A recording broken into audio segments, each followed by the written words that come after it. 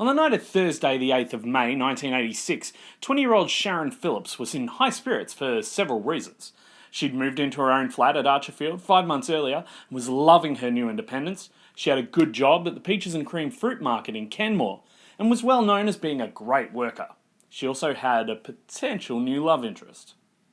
On the past Saturday evening at a nightclub, she had met a 26-year-old Acacia Ridge man called Martin Balachs, and after a picnic double date with her friend Samantha on Monday evening, they'd planned a dinner date on Friday, the 9th of May. She was excited about Martin, although they barely knew each other.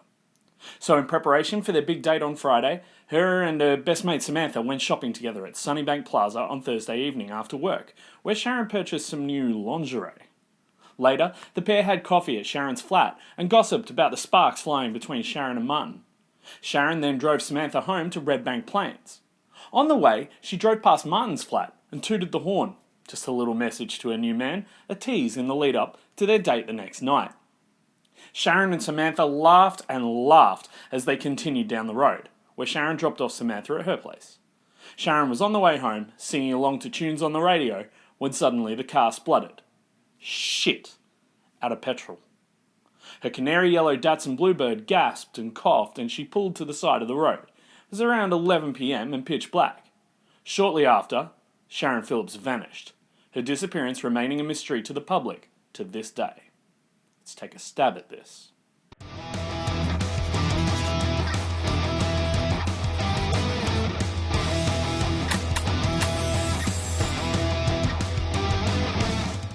Hi mates, and welcome to Something About Murder. I'm Jay Something, and every week we present for your satisfaction 2 episodes in true crime from here in Australia. If that sounds interesting to you, go ahead and shoot the like button with your trusty broomstick and stab that subscribe button until it starts to leak all over your nicely coloured couch, in amongst the chip crumbs. Make sure you also punch the notification bell in the face so you get notified every time we release a new video. Our videos are also available in audio form on Spotify, Apple Podcasts, or whichever podcast platform is your favourite. The story of the disappearance of 20-year-old Sharron Phillips is a confusing one. On the 8th of May 1986, the young woman ran out of petrol in Wacol, Queensland, and made a phone call to her new love interest to ask him for a lift, and then vanished just after midnight. It quickly became one of Queensland's most famous missing persons cases. Our narrative in this episode is based off evidence presented in the recent Coronial inquest into Sharron's disappearance. The findings of this inquest have not yet been released, but I will release any updates or different findings when they're made available to the public. That's a promise. I can tell you there have been multiple theories as to what happened to Sharron that night, and I'll try and piece those theories together throughout the narrative.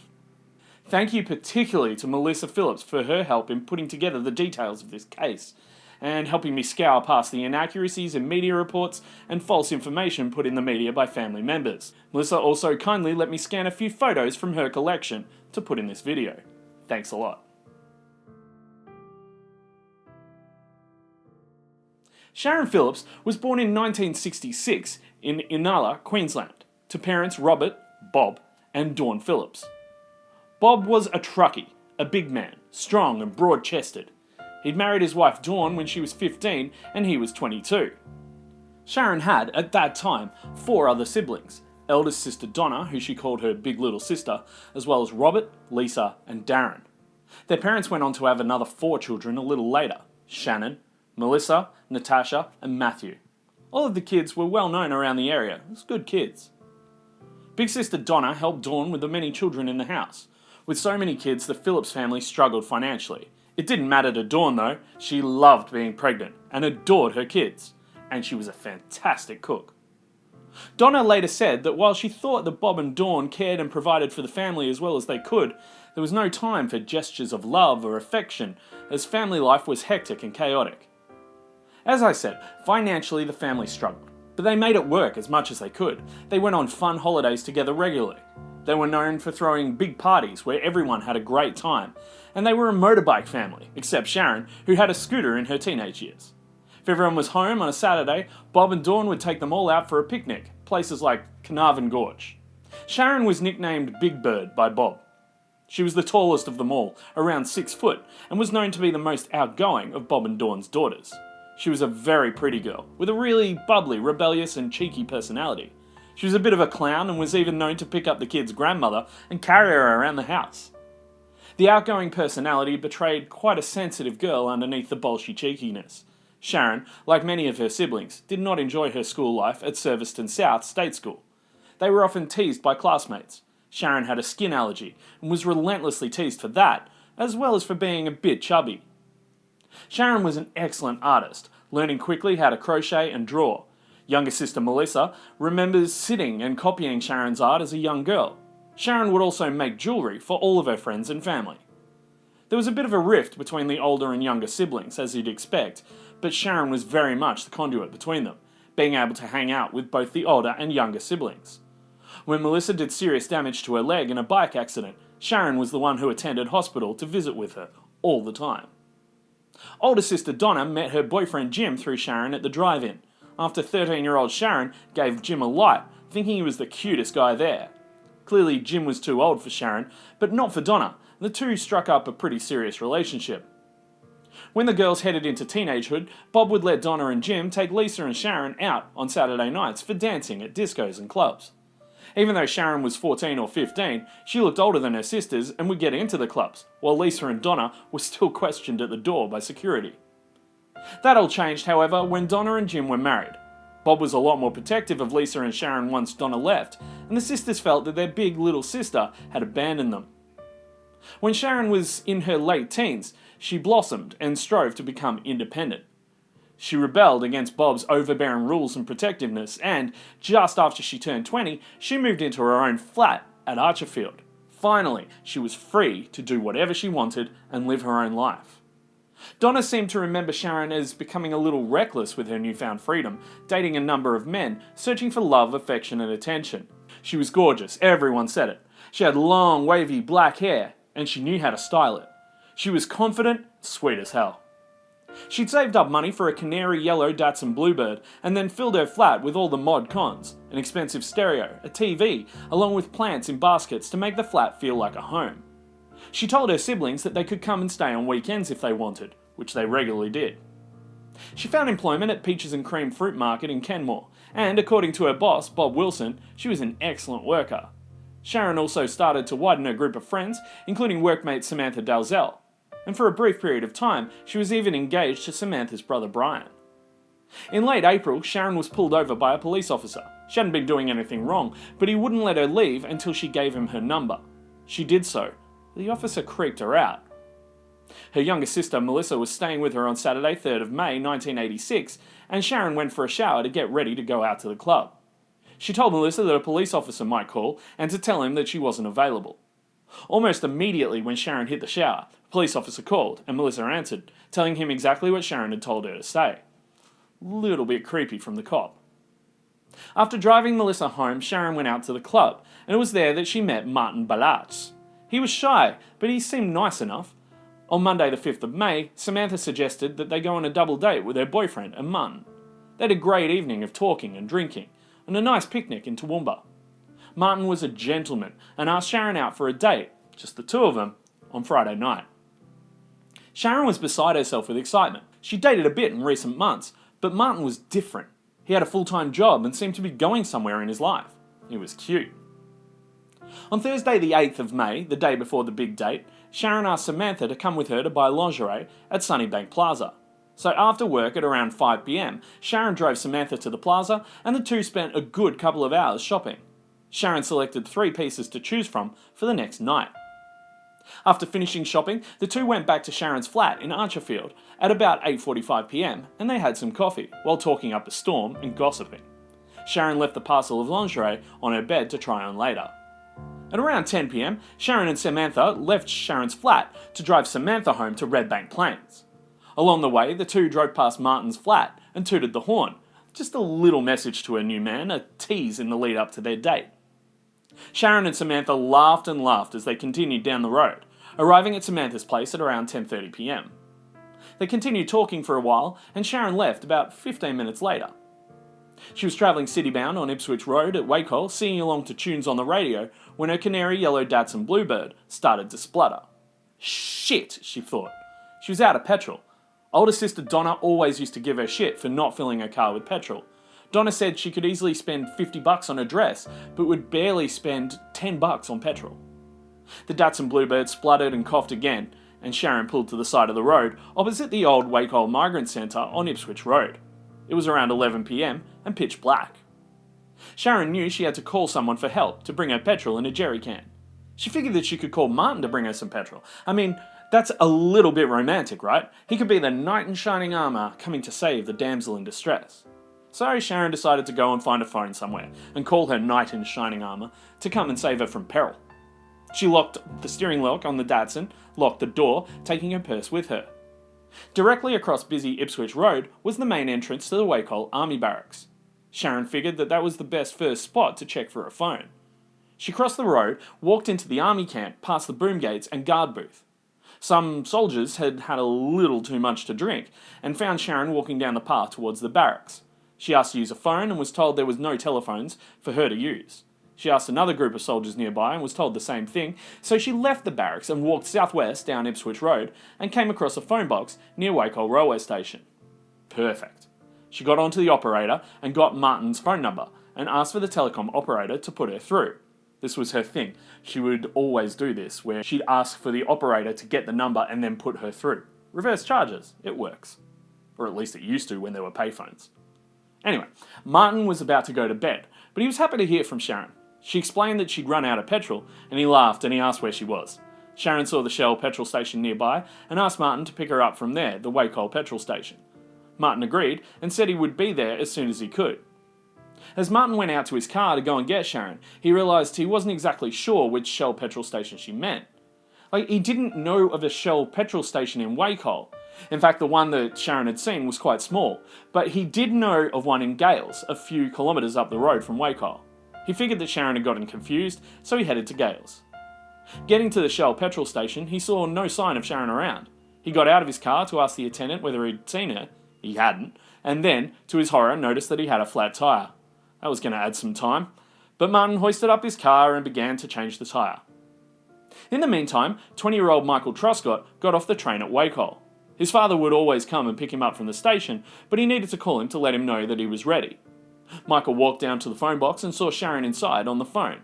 Sharron was getting worried. She'd rung Martin at about 20 past 11, but it was now like midnight, and he still wasn't here. She walked back to the phone box and rang Martin's house again. Martin's housemate answered, telling her that Martin had left about 40 minutes ago. Sharron breathed a sigh of relief that he was on his way and hung up. As she left the phone box, Michael Truscott was coming in. He asked if she was all right, and she told him that her friend was coming to pick her up. That was the last time anyone reported seeing Sharron Phillips alive. With the puncture repaired, Martin left the Gales service station and drove down Ipswich Road towards the city. After a short while, he noticed Sharron's yellow Bluebird at the side of the road. He pulled over and saw nobody in or around the vehicle. Figuring she was at the Shell service station waiting for him, he drove further down towards Wacol. Unfortunately, he found nobody there. He figured that she'd managed to sort some other transport after he was taking so long, and made a mental note to apologise profusely on their date the next night, and drove home. Bob Wilson opened up his peaches and cream fruit market in Kenmore, as per usual, at 7 a.m. Sharron would usually start work at 7:30 a.m, she was always on time. His other employee, Debbie Cox, started at the same time as Sharron. When 7:30 came and went, Bob grew concerned. As I said, Sharron was always on time. She also hadn't called in sick or anything like that. Bob said it was so unlike her, so he got Debbie to call Sharron's parents to let them know and see if they'd heard anything from her. Sharron's brother Darren was working in Wacol that day and drove past Sharron's car still on the side of the road. He knew it was hers. The canary yellow Bluebird was a source of humour with the Phillips siblings. He got to work and quickly rang Sharron to see if she was okay, to no answer. He then continued with his day and forgot about it.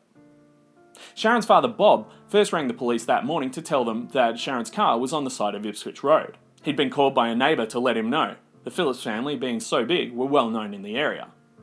Ipswich Road was a pretty busy road, and so Bob said that the police officer who answered told him to get the car off the road immediately, or it would be towed. It was around this time that they got the call from Debbie Cox from the Peaches and Cream Market, telling them that Sharron hadn't turned up for work. Later that morning, Bob got into his car and headed to Sharron's flat in Archerfield. He found the lights still on and 2 coffee cups on the table, but no sign of Sharron. Concerned, Sharron's father headed up towards where he'd been told the Bluebird was. Sharron's boss, Bob, also headed out to drive Sharron's normal route home in the early part of the Friday afternoon. As he drove up Ipswich Road, Bob saw her car on the side of the road and a man tampering with it. He slowly pulled over and asked the man what he was doing to Sharron's car. Turned out it was Sharron's father, Bob, and the two Bobs had a discussion, with Sharron's father saying that he was quite worried because he couldn't find any trace of her. Presently, Bob, along with a couple of his sons, broke into the Bluebird and broke the steering lock. They then hotwired the car and drove it back to their Riverview home. Bob retrieved Sharron's address book from her handbag in the Bluebird and rang Martin Ballach, interrogating him about his whereabouts the night before. Martin thought someone was pranking him, and so he played dumb. There'd been no sight or sound of Sharron. Her mother Dawn rang the police and officially filed a missing persons report at approximately 8 p.m. On Saturday the 10th of May, the police investigation, if you can call it that, began. Sharron's parents were interviewed extensively at the Riverview home. Bob and Dawn had a good alibi. They had gone to collect a truck from Gilgandra and arrived back in Riverview at around 4 or 5 in the morning. Both were quickly removed from the list of suspects. Police asked if Sharron might have run off with someone. Bob and Dawn put a stop to that thought very quickly. No way. She had her flat, she had her car, she had her friends, she was a reliable worker, she worked hard to get to where she was. And most importantly, she was happy. Martin Ballach was also interviewed and also removed from the list of suspects, taking the list down to 0. He told them about the phone calls and the flat tyre. He bought flowers for their date the night before to apologise for being late to pick her up, but she hadn't shown up to that either. The attendant at the service station in Gales backed up his story. Police wanted to have a look at the Datsun Bluebird, but they couldn't find it. So Bob told them it was out the front of their house, and investigating detectives were aghast that a crucial piece of evidence had been allowed to be moved from where it was last seen. They quickly put a flag up in the place where Sharron was last seen, and cadets began searching the area. Unfortunately, the flag had been placed in the wrong area, about 60 metres away from the correct place, and police searches were fruitless. The Datsun was finally taken back to the correct area where it was found, but by then Brisbane had taken incredibly heavy rainfall, and any tyre marks, footprints or anything else were washed away. Veteran journalist Ken Blanche said in a scathing report in the Courier Mail that to say the police started on the wrong foot would be a masterly understatement. He said that they looked for witnesses in the wrong place for 3 days, they searched the wrong spot looking for physical clues for 4 days, and they had her making phone calls from the wrong public telephone box. They thought, like Martin had on the Thursday night, that she'd rung from the telephone boxes at the Gales service station. Apparently they also questioned the wrong soldiers about whether she sought help at the army barracks, ones who had not even met her on that fateful night. Police, for their side, said that they were incredibly hampered by the Phillips family during their investigation, claiming that no police told Bob Phillips to move the Bluebird and admonishing them for walking through the Archerfield flat before detectives could, potentially spoiling fresh evidence. The Phillips family went to the spot where Sharron was last seen on Thursday the 15th of May and flagged down vehicles to see if they could remember anything from that night. Police attended and told the family to move on and threatened to charge them with obstructing traffic. The press interviewed Bob and Dawn. They gave the media a photo of Sharron to put in the paper and told the story of the lead up to Sharron's disappearance. Ken Blanche started doing his own investigations and went to the service station in Gales and spoke to the man behind the counter, Albert Baumgartner. Did he know anything about the missing girl? Had anybody seen her that Thursday night? Sharron's face had been on the front page of the paper the day before, and one of the regulars had told the store owner he'd seen her while picking up his son from the train station. His son, Michael Truscott, had even spoken to her. Sharron had mentioned running out of petrol. She was waiting for a friend to collect her. Ken finally knew that the police were looking in the wrong places. Police were told not to go near Bob Phillips. The thought from the police at the time was that Bob was a troublemaker, because he'd go to the press and complain about the police handling of Sharron's case. Bob, for his part, followed the police's every step, hoping against hope that they would find his daughter. He'd constantly get up them for not doing their job properly. Completely understandable, by the way. He just wanted his kid home. A day later, and a couple of days after the Bluebird had been returned to its final resting place, police were again conducting line searches along Ipswich Road. In a drainage ditch beside the road, an officer spotted a small glow mesh purse and a pair of shoes. They'd searched that spot already. Had they missed them? Or had somebody driven back there sometime in the past week and left them for police to find? Bob said they weren't there the day he drove the Bluebird home. He knew this because, in his words, he fell into the bloody thing. Back at the Phillips house, things were starting to fall apart. Bob and Dawn were working so hard at keeping the little ones away from everything that was happening, but it had been difficult. Police were in and out of the house. The phone rang constantly.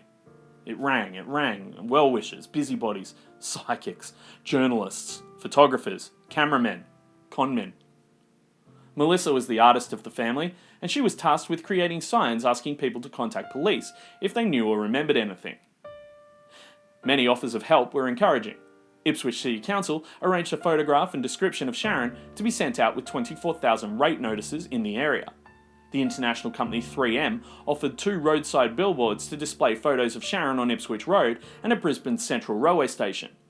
The video distributor CEL and the Australian Federal Police prepared a community service announcement appealing for help in locating Sharron to precede one of its newly released movies.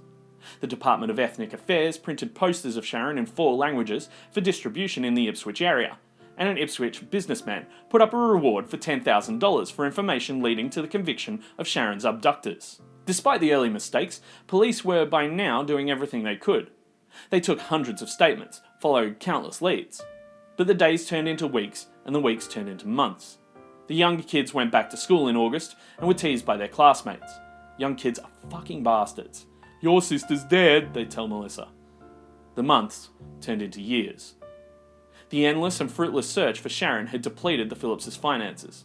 Bob sold his truck to pay the debts. Dawn had her good days and her bad, but the bad were becoming the norm. She was diagnosed with bipolar disorder, and doctors struggled to find medication that worked. She slept more than anything else. Bob simply wasn't giving up. If there was a tip-off, he followed it up.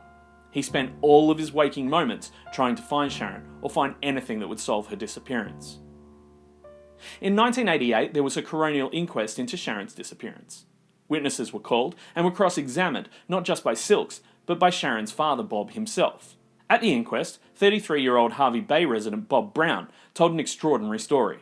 Brown said on the Thursday night he'd seen Sharron Phillips after 6 p.m. outside a house at Riverview, shouting to someone that she was going to the plaza to do some shopping. Then, at 11:30 p.m, and by incredible coincidence, he was in Wakehole when he came across Sharron on the side of Ipswich Road. She was in distress. He then witnessed her bundled into a car by several men and taken away. The evidence of Brown, a known alcoholic, was never taken any further. He was dismissed without any further investigation. The inquest found that it was likely Sharron had been taken involuntarily, and that it was likely that she'd passed. Nothing more. Look, the family were trying to get back to normal as much as they could, but it was so difficult with Sharron missing. They still went on their holidays, but Dawn and Bob insisted on driving Sharron's Bluebird to the holidays. What was a comfort to them was a stark reminder of the loss of Sharron to the other siblings. Same with the huge photo of Sharron that adorned the wall of the family home in Riverview. The years turned into decades, and Dawn Phillips became a recluse. The medication meant that she was out of it so much that she accused Bob of being Sharron's killer. Bob thought nothing of it. He was focused on finding something, just anything, to help solve the mystery of Sharron's disappearance. He was struggling himself. Heart attacks, falls, a stroke, and then bowel cancer. It was around this time he stopped looking for Sharron. He was too frail. He was Dawn's full-time carer.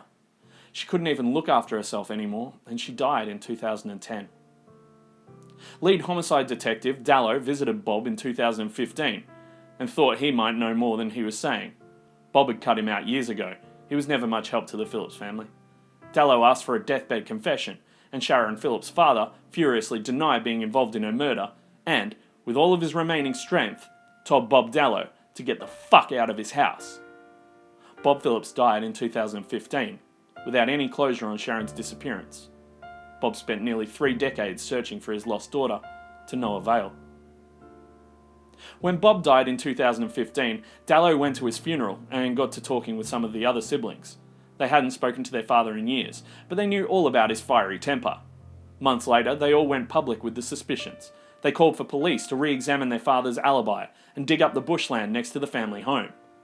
Police declined to open the case. They were happy with Bob's alibi, and they weren't going to conduct a major search on a hunch, on a gut feeling. But in dragging their father's name through the mud, Bob's kids inadvertently brought about what seemed like a major breakthrough. A little while after the kids went public, in 2015, a young man called Ian Seeley came to see Bob Dallow. Bob owned a bookstore now, after retiring from the force. The man said he needed Dallow's help to convince police that he was telling the truth. The man's father had been a cab driver named Raymond Mulverville. At the end of his shift, he'd park his cab down the dirt lane behind the shops where Sharron had used the phone and leave it there for another driver to pick up. On these nights, Ian would follow him to the shops, pick up his father, and drive them both home. Raymond Mulvihill wasn't just a taxi driver. He also worked for the Bellino crime family, doing odd jobs for them.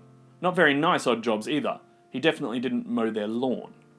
Ian claimed that on the night Sharron disappeared, he was pulled over by police as he followed his father and fined for one of his taillights being out. He pulled in behind the shops, about 10 minutes behind his father.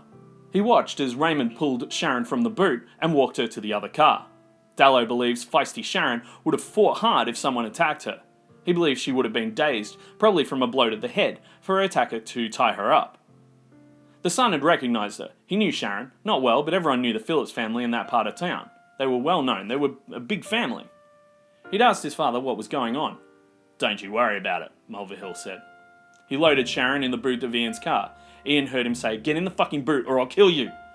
At knife point, Ian got into his car and drove his father to their home.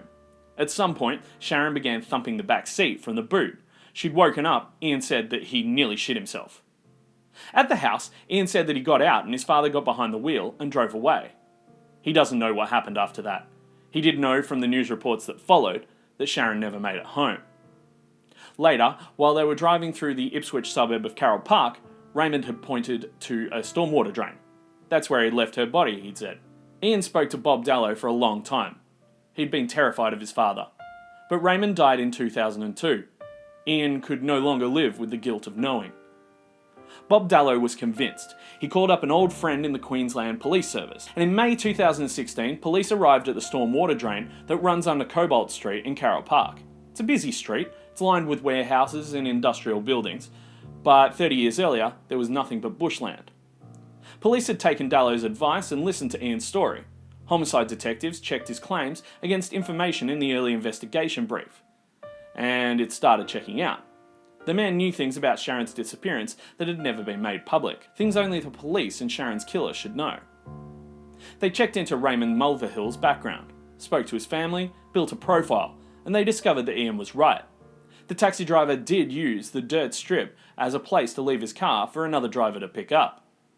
Police have not made public exactly what evidence they were able to gather, but it was enough to secure a crime scene warrant from a magistrate, allowing them to search the drain at Carroll Park. Excavators were brought in to move huge piles of earth from a muddy pit where concrete tunnels ran under the road. It would take days, but police officers began the laborious task of filling bags with soil. Each bag would go through a sieve, where they'd search for tiny bone fragments. Detective Inspector Hanson of Queensland Police told reporters that police could place the taxi driver at the Wacol snack bar, but investigating his movements had not been easy. By 2016, it had been 30 years since Sharron's disappearance. However, of the hundreds of stories police have heard over the years, being able to put a suspect at the scene of the crime was a major development. Raymond Mulvihill had a reason to be in that area at the time with his work. That was a changeover point for his taxi. That put him right at the phone box at that time.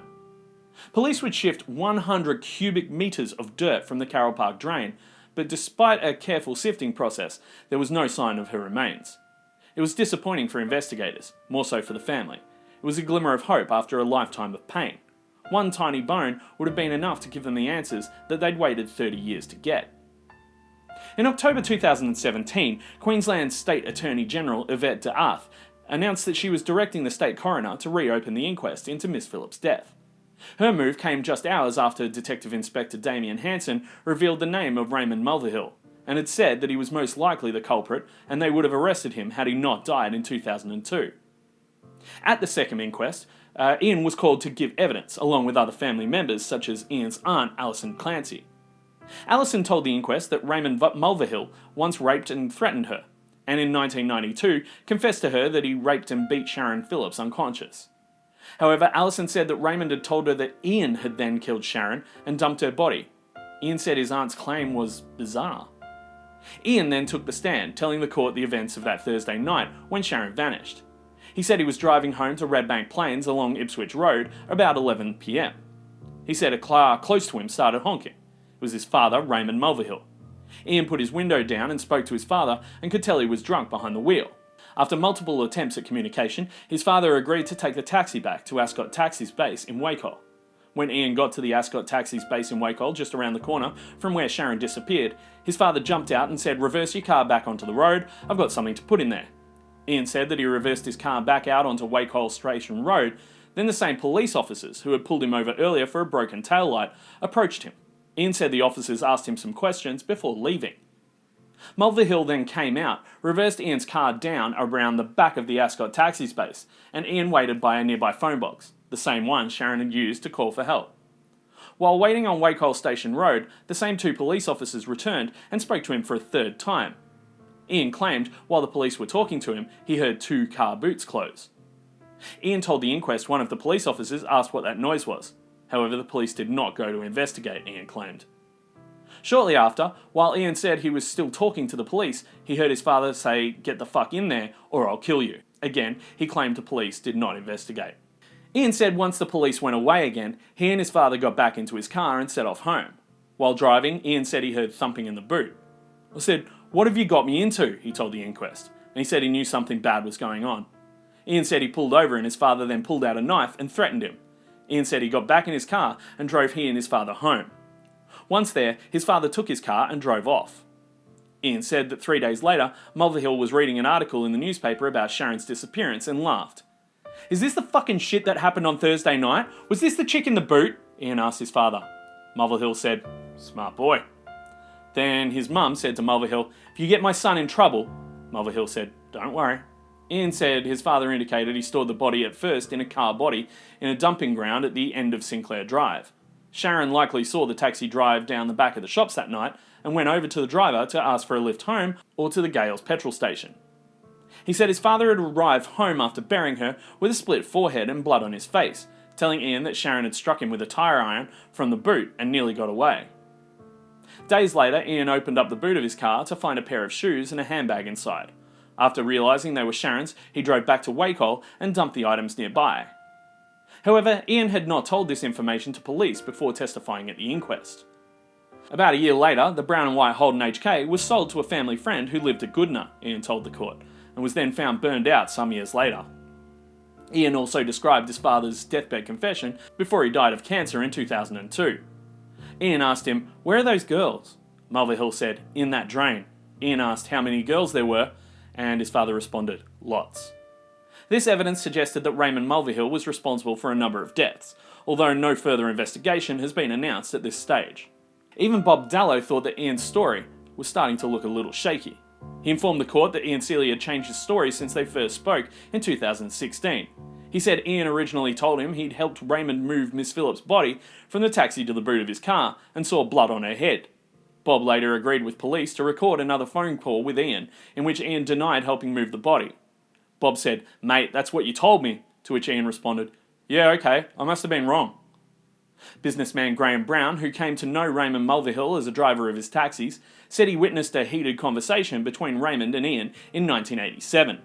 He said he recalled Ian referring to "that girl you had in the boot" and a possible reference to items such as shoes and a handbag. Ian's sister, Shelley Robb, told the inquest on day 2 that she believed her brother had fabricated his entire account of events. She said her brother had first told her about their father's alleged role in Sharron Phillips' disappearance when they ran into each other at a shopping centre, years after Raymond Mulvihill died of cancer in 2002. Shelley said Ian had told her he'd picked up their father at the shop where he left the taxi after his shift ended.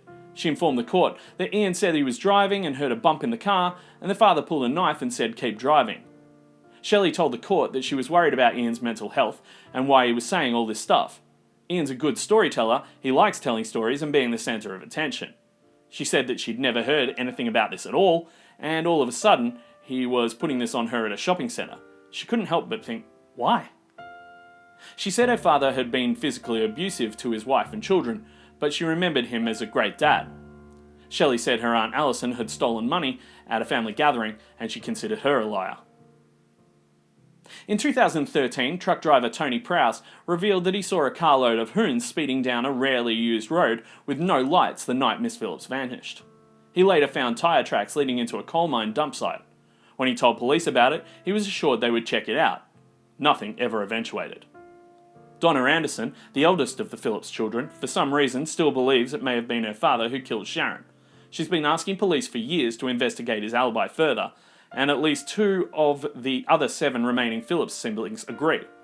They've also asked police to dig up bushland next to their childhood home, to which police have refused. Donna herself paid for a contractor to perform a radar check on the site, but found nothing but the bones of childhood pets, including Melissa's beloved pet dog, Franklin. One of Sharron's brothers also told ABC News that his father asked him to burn some of his sister's clothes that he found inside her apartment in the days after her disappearance. Bob's daughter Melissa calls her siblings cowards for coming out after him after he died, and dismisses any claims that her father had anything to do with Sharron's murder. It's complete crap. Detective Inspector Hansen told media in 2017 that Bob Phillips was not a suspect in Sharron's disappearance, and he could categorically rule him out, a finding that daughter Melissa was ecstatic to learn. So many theories, so little time. Theory 1, Bob Phillips. It's not even worth going into. Sharron's father did not do it. Theory 2, something to do with the police officer that was creeping on Sharron in the week before her disappearance. Might explain why police weren't very good at investigating afterwards. Theory 3, Raymond Mulvihill and Ian Seeley. This has been considered the likely theory for a long time, but Ian Seeley might be full of shit. Theory 4, the carload of hoons seen by truck driver Tony Prowse. That's just off the top of my head. I'll let you come up with your own answers as to what happened to Sharron Phillips on the night of 8th of May 1986. But suffice to say, there are many confusing leads and non-starters with regards to this case, many of which would have been covered by the police doing their job correctly from day one. As I said earlier, the findings of this Coronial inquest are set to be released at some point in 2023. When they are released, I will provide an updated episode with the findings and see if we can't put some peace on Sharron Phillips' name. I'll also link the video here. For years, drivers along the Ipswich Road near where Sharron stopped on that fateful night have seen her name on a green sign. And Bob Phillips never found out what happened to his big bird in 1986. Hopefully one day we might know exactly where she ended up.